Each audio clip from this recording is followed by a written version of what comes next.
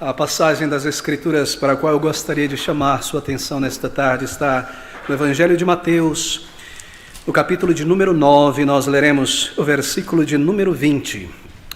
Mateus, capítulo 9, versículo de número 20, estas palavras de Mateus pelo Espírito. E eis que uma mulher que havia já 12 anos padecia de um fluxo de sangue, chegando por detrás dele, isto é, de Jesus, tocou a orla de sua roupa. O nosso título nesta tarde é A Fé para a Cura da Alma.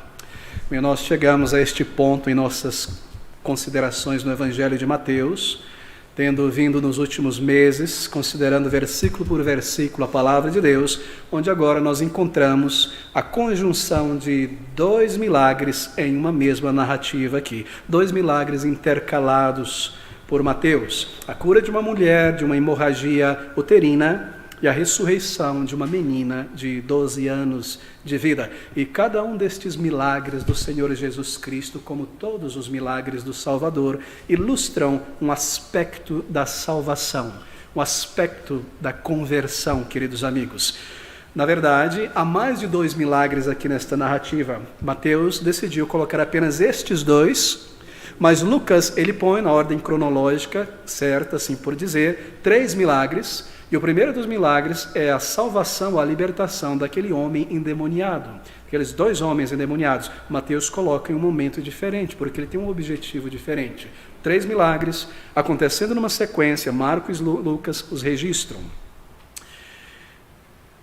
Cada um desses milagres, como eu mencionei, traz um aspecto da salvação. O primeiro desses milagres foi, como eu mencionei, a libertação daqueles 2 homens possessos. E o elemento evangelístico que se destaca naquele milagre é a soberania de Deus na salvação de uma pessoa.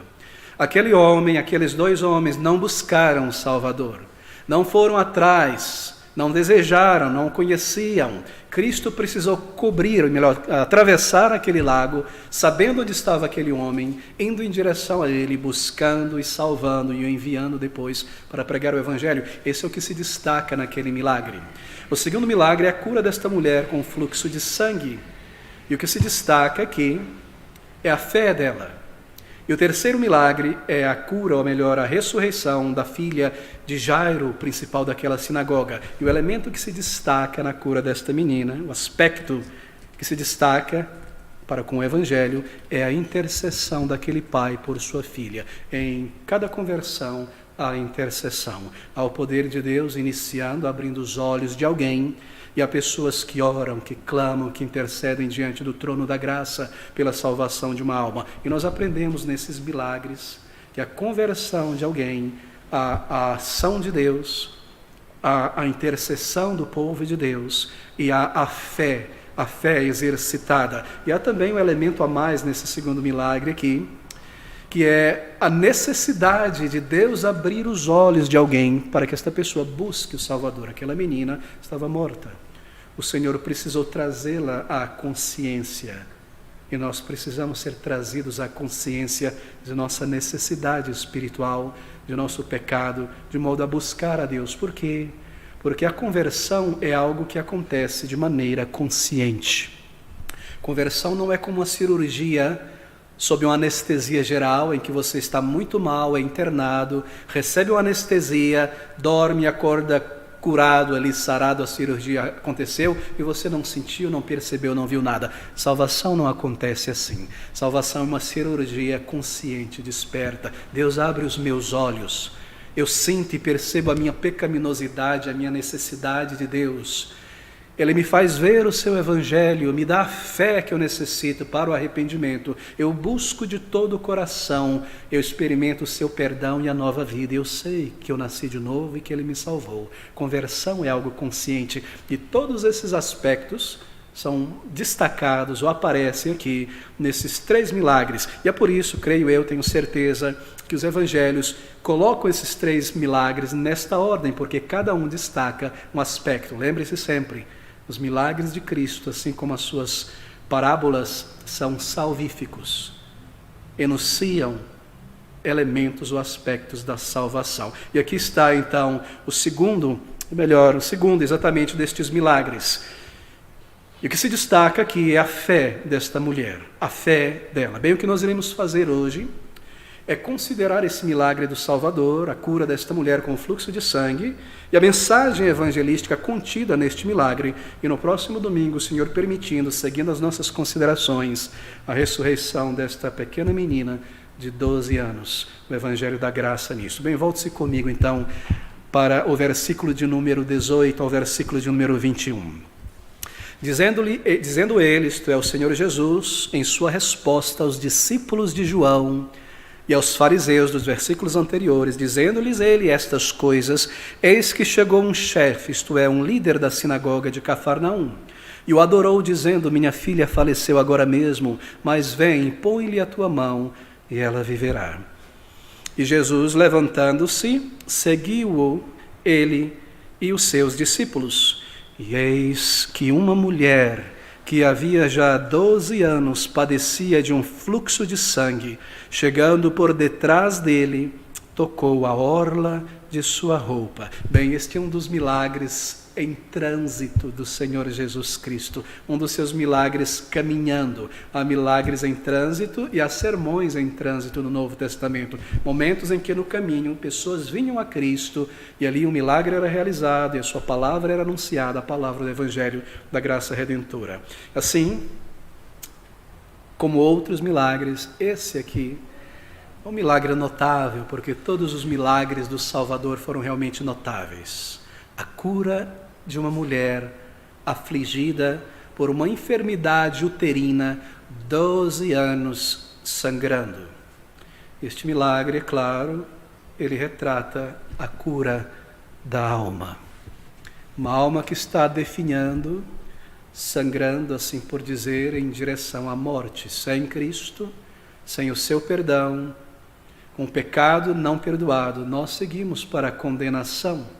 E é exatamente isso, meus queridos amigos, que este milagre retrata. Atente para isso, versículo de número 20. E eis que uma mulher que havia já 12 anos padecia de um fluxo de sangue, chegando por detrás dele, tocou a orla de sua roupa. E eis que uma mulher tocou a sua veste. Bem, o seu nome não é mencionado aqui.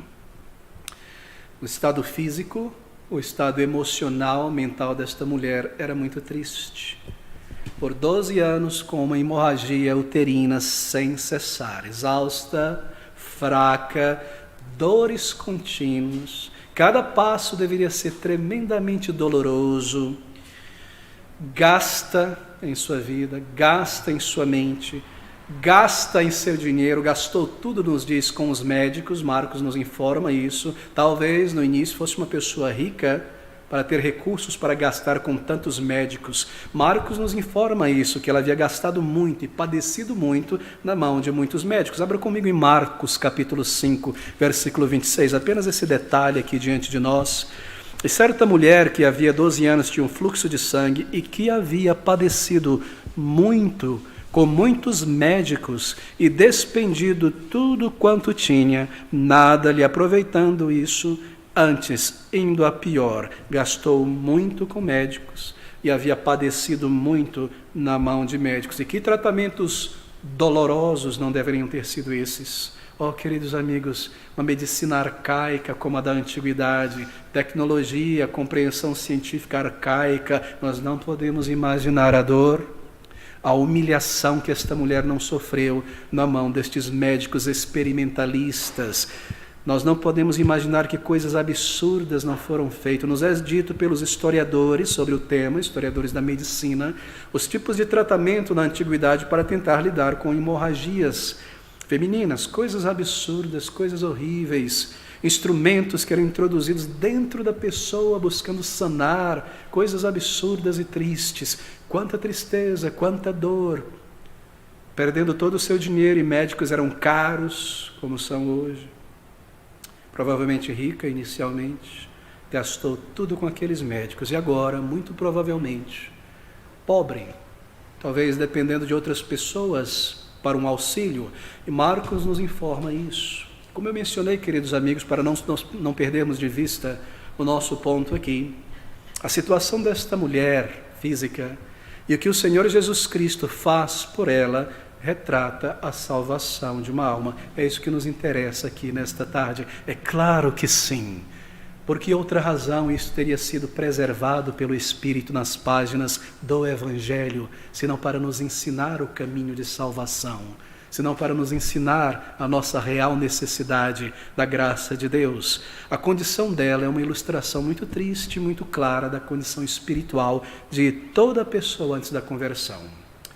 Talvez a condição dela retrate a tua condição em particular nesta tarde. Uma grande necessidade na alma.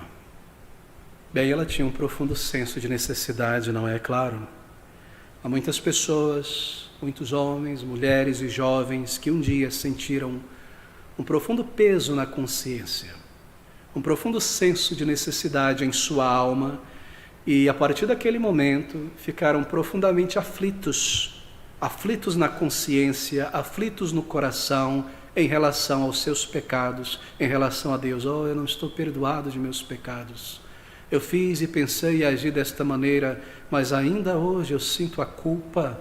Eu me sinto uma pessoa condenada. Eu me sinto uma pessoa vazia. E eu não estou pronto para morrer, isto é, eu não estou pronto para entrar na presença de meu Criador e prestar contas a Ele. Muitas pessoas chegam a um momento de sua vida quando elas conseguem parar aquela correria da vida, levantar suas cabeças acima dessas ondas e tentar por um minuto observar o que é a vida e o seu significado. E de repente, ao encarar estas coisas, um profundo senso de aflição e vazio entra na alma. O que é a vida? Porque ela parece não ter sentido real.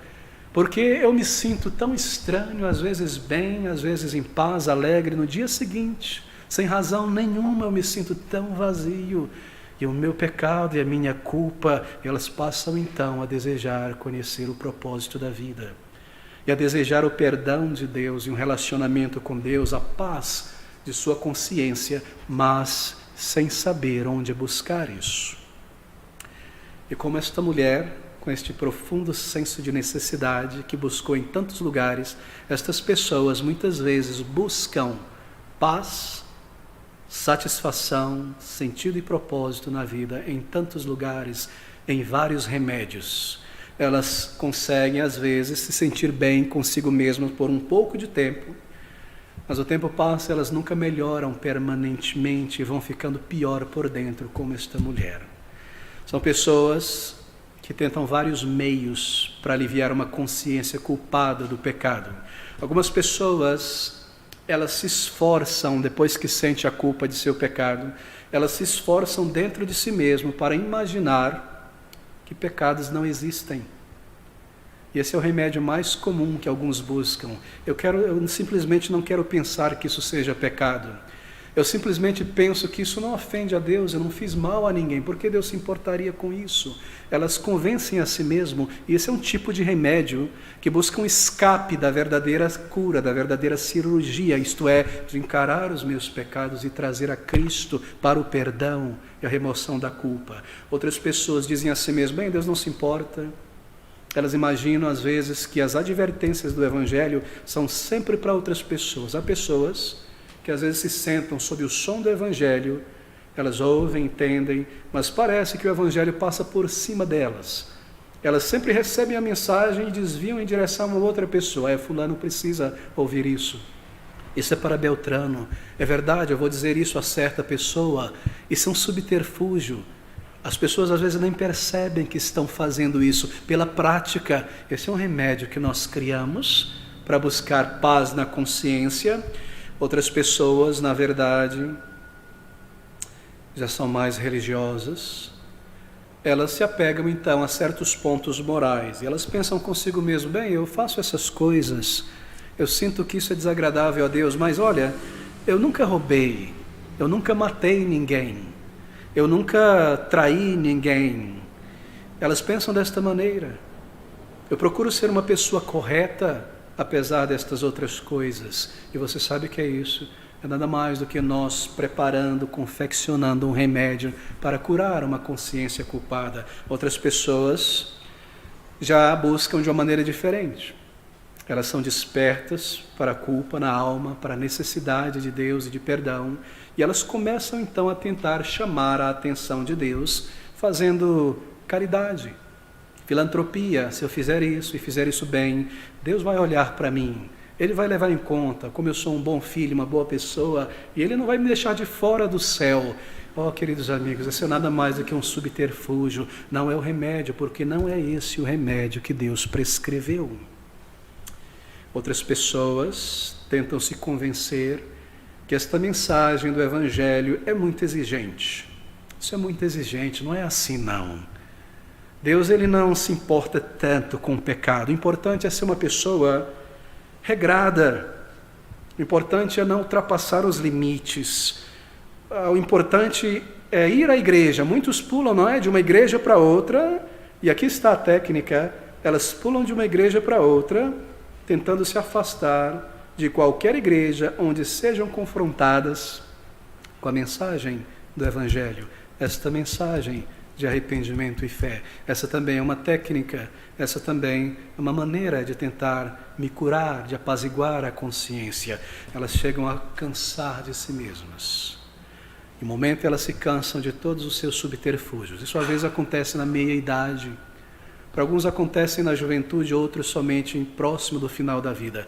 Elas chegam a se cansar de todos esses subterfúgios. Vários escapes do vazio da culpa, sem sucesso, a alma continua inquieta, um senso de culpa permanece. Eu não estou pronto para morrer, eu não estou pronto para entrar na presença de meu Deus, de meu Criador. Eu sinto que eu não fui perdoado, eu sinto que Deus não habita em mim pelo seu Espírito. Não há paz, não há certeza, não há uma alegria contínua, aquela alegria que Cristo prometeu, aquela alegria permanente. Não há paz na consciência, alegria no Espírito, e as coisas parecem tão distantes. Mas, queridos amigos, marque isso. É exatamente neste momento, quando nós chegamos ao fim de nós mesmos, que nós estamos então prontos para Jesus. Eu gostaria que você compreendesse isso. Se este é o teu caso, então tome alento nesta tarde, tome alento neste milagre registrado pelo Espírito aqui. Há uma porta que talvez você nunca tenha batido nela em busca de ajuda por paz, por perdão, por satisfação.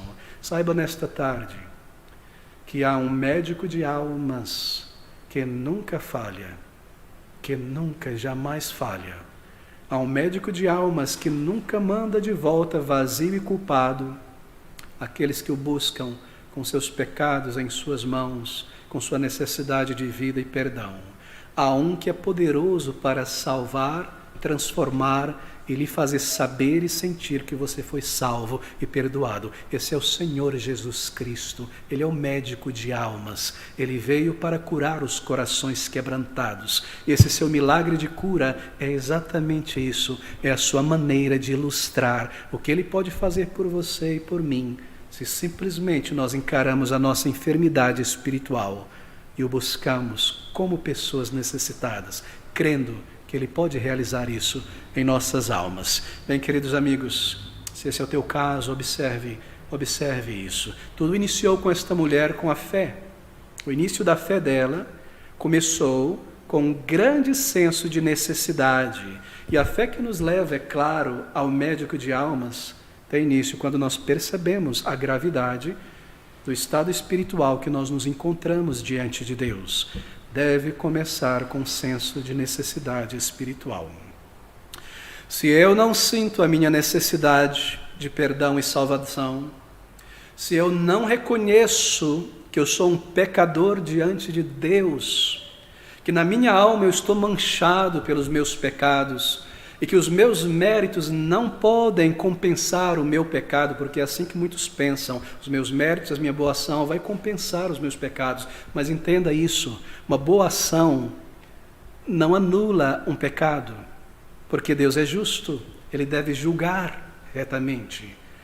Se você chegou a este ponto, e este é o ponto dela, então é o momento de ir a Cristo. Mas se eu não reconheço o meu pecado, então eu não irei a Jesus Cristo para o perdão. Se eu não me reconheço um pecador necessitado da misericórdia do Senhor Jesus, eu não o buscarei. Acaso você reconhece a tua pecaminosidade diante de Deus? Você entende este fato espiritual, bíblico, que diante de Deus, nós, você e eu, somos pecadores. Não é que nós cometamos pecados, é que nós somos um estado de ser. É que nós precisamos de uma nova vida de Cristo. Essa mulher, antes de se aproximar de Jesus, ela considerou isso, um grande senso de necessidade. Esse foi o primeiro mover, assim por dizer. Ela chegou ao fim de si mesma. Nenhuma cura, ninguém pode me ajudar. E então, queridos amigos, eu estou tentando seguir aqui a sequência da maneira como este milagre é retratado para que você entenda. Tendo sentido a sua necessidade, ela ouviu falar do Senhor Jesus Cristo, o Salvador. Marcos, ainda no capítulo 5, no versículo de número 27, nos diz que ela ouviu falar sobre o Senhor Jesus Cristo. Ouvindo falar de Jesus, veio por trás, entre a multidão, e o tocou em sua veste. Bem, o que será, eu me pergunto, que ela ouviu falar de Jesus Cristo? Bom, está claro, não é? Certamente ela ouviu falar sobre a autoridade do Senhor Jesus Cristo. Ele possui autoridade, ele tem autoridade, ele prega não como os escribas, ele prega de uma maneira diferente, ele ensina a palavra de Deus, e parece que a verdade flui dele, ele prega com verdade, ela ouviu sobre a autoridade do Senhor Jesus Cristo, o seu ensino profundo, significativo, a verdade que fluía do seu ensino. Ele abria o entendimento das pessoas para compreenderem a palavra de Deus, que os rabinos e os líderes não poderiam ensinar e fazer compreender. Ele fazia as pessoas entenderem a sua real necessidade. Ela ouviu sobre a autoridade de Jesus. E ela ouviu também falar sobre o seu poder para curar, para fazer um paralítico andar, para restaurar a visão de cegos, para ressuscitar mortos, mesmo o seu poder para tratar com pessoas em situações tão difíceis, como trazer de volta à liberdade pessoas endemoniadas. E ele nunca tinha falhado, ela nunca ouviu de alguém que foi a ele por cura, por ajuda, e o Senhor tinha despedido de mão vazia, e ela ouviu que os seus discípulos diziam que ele é o Messias, o Salvador que tinha chegado a este mundo. Ela ouviu certamente, ela era uma mulher pobre nesta altura, ela vivia talvez buscando auxílio, longe das pessoas, lembre-se, ela era uma mulher cerimonialmente impura, por causa do sangue. Essa era a lei de Levítico, não é? De Moisés. Ela não poderia estar próxima de pessoas, ela não podia ir ao templo oferecer o seu sacrifício ao Senhor, ela não poderia entrar em uma sinagoga para ser instruída na lei e no conhecimento de Deus, ela deveria permanecer distante, e assim, sem auxílio, provavelmente ela mendigava e buscava auxílio de pessoas, e você sabe, não é? Quando você está na rua, no mundo, você ouve as coisas que estão acontecendo. Em uma pequena cidade como Cafarnaum, onde o Senhor realizou tantos milagres, e pregou aqueles sermões tão gloriosos, ela ouviu sobre o Salvador, ela viu pessoas transformadas, talvez ela viu aquele homem paralítico sendo carregado em direção ao Senhor Jesus naquela casa, e ouviu voltar e sair daquela casa andando com seus amigos. Ela ouviu estas coisas, ela soube a respeito de tudo isso. Querido amigo, você já ouviu sobre o Senhor Jesus Cristo, talvez de um amigo, de um parente, ouvindo a palavra de Deus aqui. Talvez você tomou a Bíblia em tuas mãos alguma vez e você começou a ler e disse a si mesmo: deixa-me entender, essa Bíblia fica aqui empoeirada nessa estante por tanto tempo, eu quero ler, isso não é um objeto, um amuleto, eu quero entender, e você começou a ler ali. E talvez você ficou maravilhado, surpreso mesmo, ao aprender a respeito de Jesus na Bíblia. Seu poder para perdoar pecados, mas eu imaginava que ninguém pode ter certeza de perdão, e de repente você descobre isso na Bíblia, que é possível sim, ele perdoa pecadores.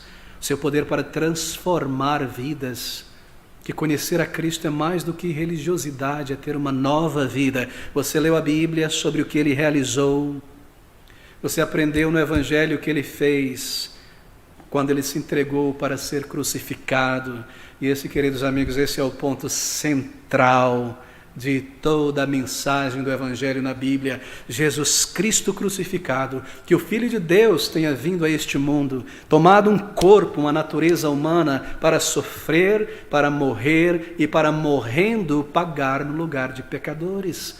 E você leu estas coisas na Bíblia, que ele nasceu neste mundo, que ele veio para dar a sua vida como um sacrifício no lugar de pecadores. Você ouviu o Evangelho da graça redentora, você aprendeu estas coisas sobre o Salvador, que na cruz a vontade de Deus foi cumprida. Deus santo, que não pode contemplar o pecado nem tolerá-lo, que por meio de Jesus Cristo, justo Filho de Deus, ele condenaria o pecado, desejando salvar pecadores, preparou uma maneira com tamanha misericórdia, o meio de cumprir a sua justiça. Como pode Deus perdoar pecadores e ao mesmo tempo condená-los por serem pecadores? A resposta foi essa: Cristo Jesus levou sobre si a culpa e a punição de pecadores, e você aprendeu isso na palavra de Deus, que seu Filho levaria a punição de milhões de homens e mulheres no lugar deles. E Deus, o Pai, puniria o pecado destas pessoas em seu próprio Filho, para que eles não fossem condenados, mas salvos. Você entendeu esta mensagem? E a Bíblia diz que por meio daquilo que Jesus Cristo fez naquela cruz e em sua vida perfeita, você pode se aproximar agora de Deus e ter os teus pecados, assim por dizer, transferidos e colocados sobre Ele. E os méritos dele naquela cruz em sua vida transferido para você. Foi isso que Deus preparou, foi isso que Deus realizou. E ele pagou na cruz, e ele sofreu a punição no lugar destas pessoas, e naquelas 6 horas de profunda humilhação, profunda agonia esmagadora que nenhum filme hollywoodiano pode retratar, retrata apenas o mínimo do aspecto físico exterior, e não pode mostrar em sua alma, como ele levou em sua alma a punição por nossos pecados, ali naquelas 6 horas, começando no jardim com aquelas grandes gotas de sangue, e então em sua crucificação. É a prova de que todos aqueles por quem ele sofreu serão salvos. E aquela mulher ouviu sobre Jesus Cristo. Ela ouviu algo mais sobre o Salvador, eu tenho certeza, que ele tocou, que a levou a ir até ele. Ela ouviu das pessoas que foram ajudadas pelo Senhor Jesus Cristo. Ela ouviu sobre quão aproximável, receptivo era o Senhor Jesus Cristo. Qualquer pessoa poderia ir a ele, prostitutas, publicanos, reis, príncipes, líderes, rabinos, fariseus, saduceus, filósofos, qualquer um poderia ir a ele. Ela ouviu a respeito disso. Ele ajudava, ele dava atenção, e elas voltavam. Ele não cobrava nada. Você não precisa, ela entendeu, de dinheiro para ir a Jesus Cristo. Ela não tinha nada. Ela entendeu que ninguém precisava ir a Jesus através dos seus apóstolos. Ela entendeu que as pessoas iam diretamente ao Senhor Jesus Cristo. Oh, amigo, você não precisa de qualquer pessoa para te indicar ao Salvador, para falar de você a Ele, para que Ele tenha misericórdia de você. Você não precisa de um pastor, nem de um padre, nem de qualquer religioso. Você pode ir diretamente ao Salvador, a Jesus. Ir através de Cristo, a Deus o Pai. Não há necessidade da burocracia religiosa, não há necessidade de anos de estudos e frequência à igreja, não há necessidade nem do batismo para a salvação. Isso vem depois, como um símbolo apenas de obediência. Você pode ir como você está, em teu estado, em tua culpa, em teu pecado, em teu medo, em tua ansiedade, como ela estava, naquele estado fétido, doloroso, definhando, ela foi até o Senhor Jesus Cristo, o Salvador. E é isso que o Espírito está retratando aqui, para que você tome alento. A Bíblia descreve que é desta maneira que nós vamos a Cristo. Você sabia? Lá em Mateus, ainda no capítulo 11, versículo de número 28, o Senhor Jesus Cristo declarou assim. Eu leio rapidamente Mateus 11, versículo de número 28. Ouça essas palavras do Salvador. Ele diz: vinde a mim, todos os que estáis cansados e oprimidos, e eu vos aliviarei. Vinde, vinde, vinde a mim, se aproxime de mim, todos os que estáis cansados pelo teu pecado, pela culpa, oprimido por um coração longe de Deus, pelo vazio desta vida, como esta mulher, cansada, sobrecarregada, oprimida em sua alma, desta maneira. Vinde a mim, ela foi desta maneira. Ela foi ao Salvador. É assim que nós nos aproximamos. Ele nos chama, Ele tem interesse em nós. Uma das coisas que me surpreende às vezes ao tentar explicar o Evangelho para alguém é que depois de gastar um bom tempo explicando, me parece às vezes que é um temor no olhar das pessoas. Elas temem ir ao Senhor Jesus Cristo. E eu entendo que este temor seja isto: Ele é santo, eu sou um pecador. Como eu posso me aproximar dele? Eu sou um publicano em meu coração, uma prostituta em meu coração, uma mulher com fluxo de sangue impura. Como eu vou me aproximar do santo de Deus? Mas querido, tome alento, aqui está. Ele diz: venha, vinde, venha como você está. Você tem medo? Vá a Ele com o teu medo. A sua fé é pequena e você tem tido dificuldade em crer. Diz: Senhor, eu creio, ajuda a minha incredulidade. Há ídolos que te prendem. Diga a Ele: aqui estão os meus ídolos, Senhor, tira-os de mim. Vá ao Senhor como você está. Este é um princípio, uma realidade, uma verdade tão importante de se compreender. Você pode e deve ir ao Senhor como você está. É claro, de que outra maneira você iria? Você pode melhorar a si mesmo e ir a Cristo. Essa mulher poderia curar a si mesmo e depois ir a Cristo. É irracional, não é, pensar assim? Qual é o doente que diz: bem, eu vou me curar primeiro e depois eu vou ao médico? Não, Ele é o médico de almas. Vá a Ele na sua tristeza, na sua vergonha, no seu temor, da maneira como você se encontra. Ele irá te salvar e te perdoar. Ele é o médico de almas. Mas pastores, se eu tiver cometido os piores pecados inimagináveis, e traído pessoas de muitas maneiras, e sido cruel e tendo enganado, e se eu tiver sufocado a minha consciência espiritual para seguir em frente em meu pecado, e feito coisas terríveis, e sido um hipócrita, querido amigo, se você tem um coração contrito e arrependido a respeito disso, você pode se aproximar dele com este arrependimento e ele te ouvirá. Vinde a mim, no estado em que você se encontra. Se você nunca tiver orou antes na tua vida, nem sabe como orar a Deus, Ele irá ouvir a tua oração, mesmo que você não saiba quais palavras. Na bondade e na misericórdia de Jesus, o Salvador, Ele te ouvirá. Por quê? Porque a oração é a alma se derramando diante de Deus. Não é uma reza, uma liturgia, palavras que eu devo pensar como eu vou falar. Orar a Deus em arrependimento por salvação é um clamor da alma, é um soluço da alma. Senhor, me salva. Quando alguém está se afogando e vê alguém na margem, ele não vai pensar: como eu devo chamar essa pessoa e convencê-la de me ajudar? Ela clama, ela grita por socorro. Este é o clamor, esta é a oração. Eu sou um pecador.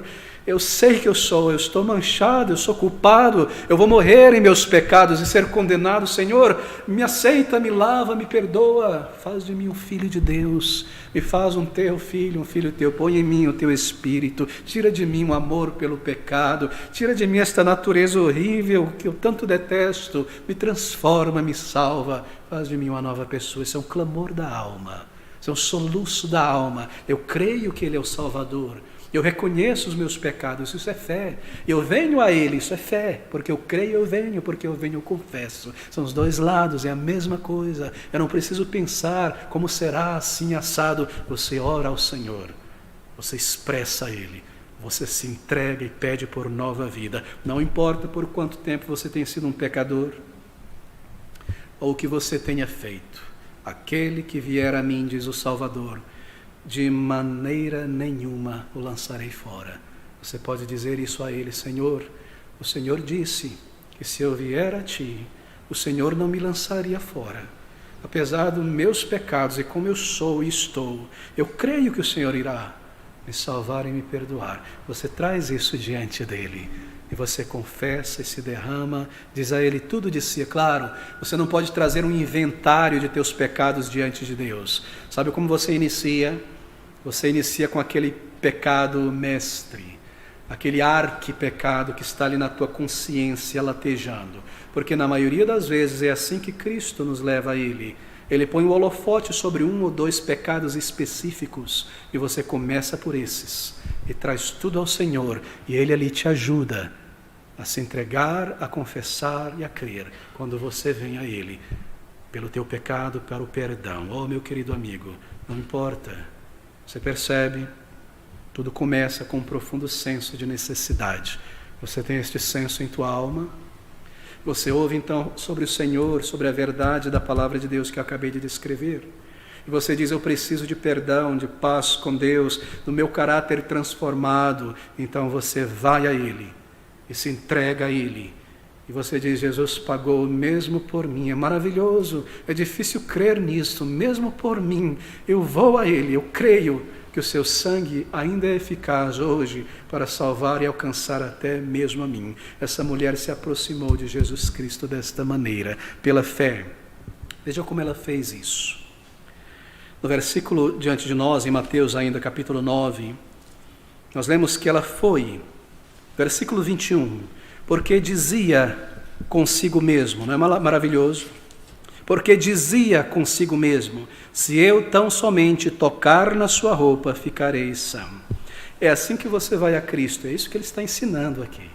É assim que você vai a Jesus pela fé.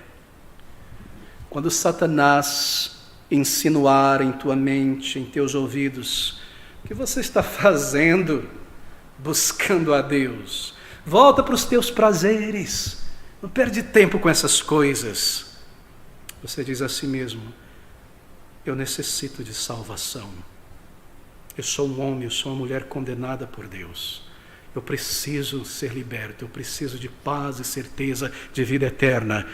Porque dizia consigo, se eu tão somente tocar a sua roupa, ficarei são. Eu digo a mim mesmo, eu devo ir, e indo ele irá me salvar. Quando Satanás disser, você é um pecador muito grande, sim, ele salva pessoas, ele salvou ele, salvou ela, mas você não, você ele não vai aceitar. Quando ele disser isso à tua alma, você diz a si mesmo, ele prometeu, ele disse, vinde a mim, ele disse, eu não lançarei fora. Ele é verdadeiro, e ele não colocou o nome de ninguém ali, ele diz, todo aquele que crê, todo que está cansado, isso me inclui, todos. Se meu nome estivesse aqui, eu teria dúvida, porque eu diria, se ele dissesse, vinde a mim, Marcos, João, Fernanda, Murilo, o que quer que seja, vinde a mim, eu duvidaria. Vinde a mim, Abner, eu duvidaria que ele falou comigo, porque eu sei que houve tantas pessoas no passado com o mesmo nome que eu, e eu me diria, não, foi para aquela pessoa, e aquela pessoa foi tão bacana. Não, ele diz, vinde a mim todos os que estáis cansados, aquele que vier a mim, eu não lançarei fora. Você está incluso. Você está incluso aqui, creia nisso, porque dizia consigo mesmo, se somente tocar a sua roupa, ficarei são. Será que nós podemos pensar que era uma mulher supersticiosa, tocar na roupa de Jesus, alguma coisa do tipo? Claro que não, claro que não. Uma pessoa supersticiosa não viria por trás, discretamente, ela pularia na frente de Cristo para garantir que ele a viu e não perdesse a bênção. Ela sabia que ele poderia perdoar, mesmo por um olhar, mesmo por uma palavra. Ela ouviu sobre o servo do centurião romano, quando o Senhor disse, vai, o teu servo está são, sem ir lá como a palavra o curou. Ela sabia que ele era o Deus que se fez homem. Se somente tocar na roupa, ficarei são. E ela fez isso, e ela tocou, e o versículo 22 nos diz, e Jesus voltando-se e vendo-a disse, tem bom ânimo, filha, a tua fé te salvou, e imediatamente a mulher ficou sã. Observe em Marcos ainda no capítulo 5, os detalhes são impressionantes. Versículo 27 do capítulo 5, ouvindo falar de Jesus, veio por detrás entre a multidão e tocou na sua veste, porque dizia: se tão somente tocar nas suas vestes, sararei. E logo se lhe secou a fonte do seu sangue. Observe, e sentiu no seu corpo, está já curada. Curada. Foi uma atitude humilde. Ela não foi tocando trombeta, pagando pessoas para abrir caminho e apresentá-la a Cristo, apenas por trás, apenas tocando a orla do seu manto. Oh, amigos queridos, ela disse a si mesma: Ele é o Filho de Deus, Ele sabe quem eu sou, Ele sabe todas as coisas sobre mim, que eu estou indo em direção a Ele, que eu estou vindo para tocar nele, crer nele. Ele sabe de meu sofrimento, do meu coração, do meu desejo de ser transformada, e Ele saberá que eu confio nele, se somente eu vier a Ele, mesmo apenas se tocar na orla do seu manto. Ela cria que Ele era o Salvador. Ela tinha certeza disso. Isso é fé. Ela via a sua condição e ela entendia: Cristo pode me salvar, Cristo pode me curar. Isso é uma fé simples. Nós devemos nos aproximar de Jesus desta maneira. Por quê? Porque essa é a linguagem da fé.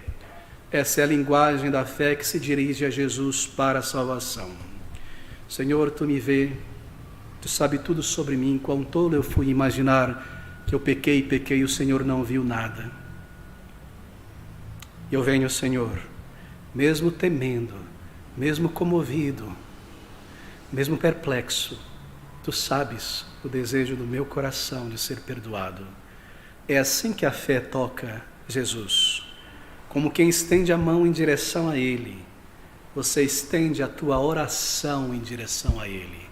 E Ele é tocado por nossas enfermidades. E Ele é tocado por nossa fraqueza. E Ele é tocado por nossa necessidade. E Ele é tocado por nossa miséria. Nós estendemos a mão de fé e Ele olha sobre nós com misericórdia e compaixão. Com compaixão, sim. Com grande compaixão, com interesse pessoal. Ouça essas palavras do versículo ainda em Marcos, capítulo 5. Versículo de número 34, e Ele lhe disse a mulher, observe essas palavras: filha, a tua fé te salvou, vá em paz e ser curada de teu mal. Marcos nos diz que ela soube que foi curada.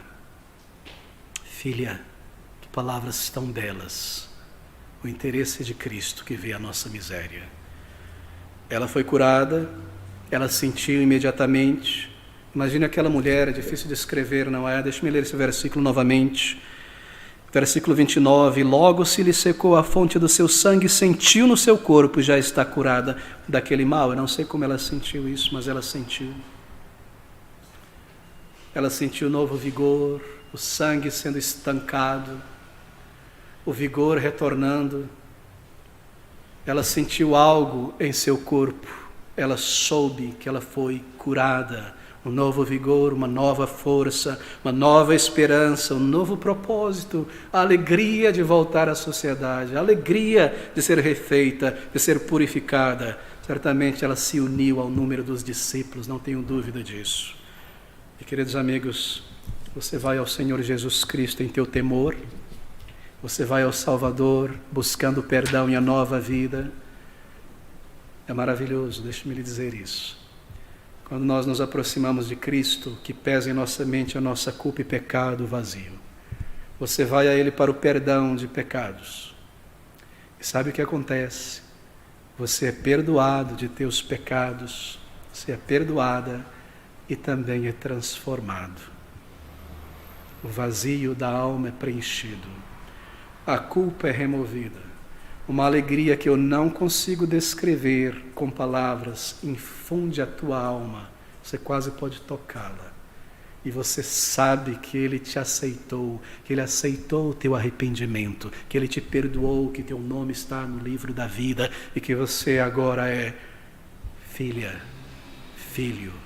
E então você tem bom ânimo. Ele não apenas disse tem bom ânimo, Ele outorgou bom ânimo a ela. Ele deu paz a ela, Ele deu alegria a ela. E ela saiu dali com alegria de verdade, ter um novo vigor moral, poder vencer os meus piores pecados, ter novos ouvidos, ter certeza, novos ouvidos espirituais para entender a palavra, um cântico em minha boca para louvar a Deus, a certeza de que quando eu terminar os meus dias aqui, Ele me receberá, não há mais dúvida, não é apenas um eu acho, eu espero, é uma certeza dada por Cristo na alma. Tudo isso vem com perdão, quando eu encaro o meu pecado e venho a Cristo. Novos sentimentos, amor por Deus, amor por coisas santas e limpas, conhecer, experimentar a Deus, novos objetivos, agora andando para a eternidade, não mais medo do final da vida, porque nós sabemos que nós iremos atravessar do tempo para a eternidade, estar com o Salvador, e nós somos transformados. Tudo isso vem com perdão. Tudo isso vem com perdão. E há palavras tão belas aqui, não é? Palavras do Senhor Jesus Cristo. Filha, a tua fé te salvou, vai em paz, ser curada deste teu mal. Ela era uma mulher maltratada pela enfermidade, maltratada pelos médicos, embora nova provavelmente, deveria parecer muito velha, gasta por essa enfermidade. Desprezada pela sociedade, pelos líderes religiosos por sua impureza. E ainda assim alguém diz a ela, com tanta afeição, filha, minha filha, ela é agora uma filha de Deus. Isso que a salvação traz. Vede, diz o apóstolo João, que grande, grande amor nos concedeu o Pai, ao ponto extremo, máximo, de sermos chamados filhos de Deus em Cristo Jesus.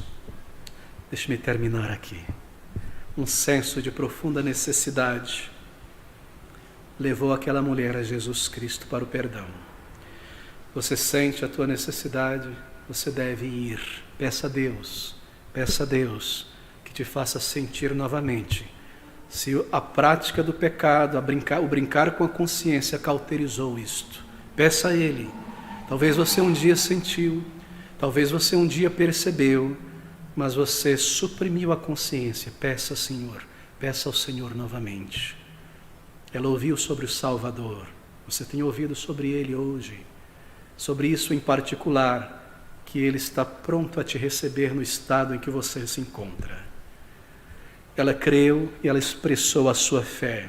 Ela deixou de lado a incredulidade. Ela simplesmente sentiu sua necessidade, creu no poder transformador de Cristo. E você crê no que a Bíblia diz sobre você, teu estado, tua necessidade. E o que ela diz também sobre o amor do Salvador, sobre o perdão que há em Cristo, que em Jesus há salvação, que sem Jesus Cristo não há aceitação diante do Pai, e que Ele me chama ao arrependimento para vir a Ele, para a vida, e que eu devo ir a Ele. Ela foi por si mesma, diretamente a Cristo, e não aos discípulos, e não à religião, ela foi a Cristo. Você ora a Ele, você ora a Deus, você pede a Ele, você clama a Ele, e ela estendeu a mão e tocou nele pela fé, e você estende a tua oração, o teu pecado, a tua necessidade a Cristo, e Ele é tocado por nossas necessidades, e você crê que Ele deseja te perdoar. Eu venho, Senhor, eu me arrependo, eu reconheço a minha fraqueza, eu reconheço a minha maldade, eu reconheço a minha culpa, a minha vileza, eu confio inteiramente no que Jesus Cristo fez. Oh, amigos, essa é a fé que te leva ao Salvador e te leva à salvação. Ela creu, ela não sabia como ela seria curada. E é importante mencionar isso. Se é isso que te preocupa, eu creio, eu irei, mas como Ele vai me salvar? Como eu saberei? Simplesmente vá a Ele em total, em completa entrega.